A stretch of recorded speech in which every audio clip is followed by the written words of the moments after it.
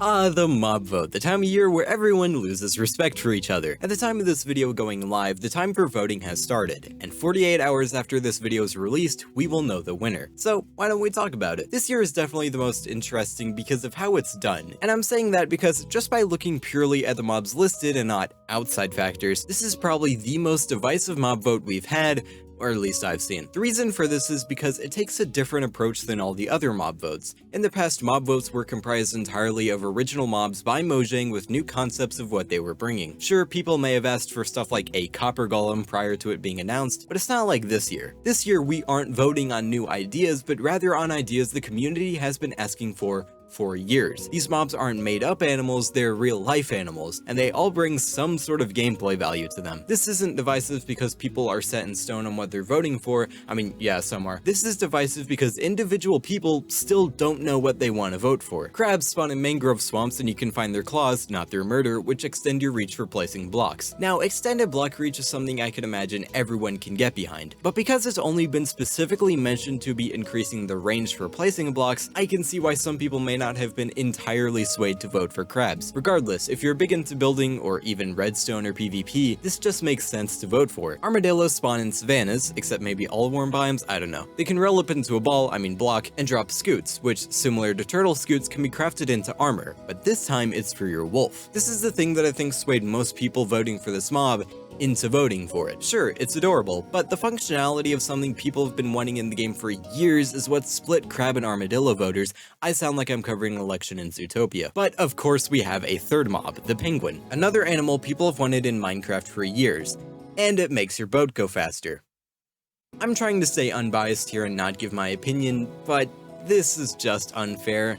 Now everyone's gonna vote for the penguin. As someone who's wanted penguins in the game for a long time, I'm unfortunately joking. A crab that can extend your block reach, an armadillo that adds wolf armor, and a penguin that makes your boat go faster. All of these have been things people have suggested before. People have wanted crabs in the game, and extended block reach just comes from all the mods that have done stuff like that. I'm not sure how many people have wanted armadillos in the game, but people have wanted armor for their wolves to wear for a long time. And people have wanted penguins in the game, and the whole speeding up boats just comes from people asking, why didn't Dolphin's Grace work on boats? For a lot of people, it's really hard to make up their mind because they both want specific functionality, maybe even a functionality from another mob, but also want a specific animal to be in the game. I remember when the armadillo was announced, people were talking about how they really wanted crabs in the game, but they also want wolf armor. A lot of people want penguins in the game, but the functionality of the two other mobs may just seem more valuable to them. It's important to remember the two losing mobs from this vote are not scrapped forever. They will eventually be added in a future update, but given the fact that at the time of this vote, a losing mob from a previous mob vote, not biome vote, has been added, you might as well treat it like such.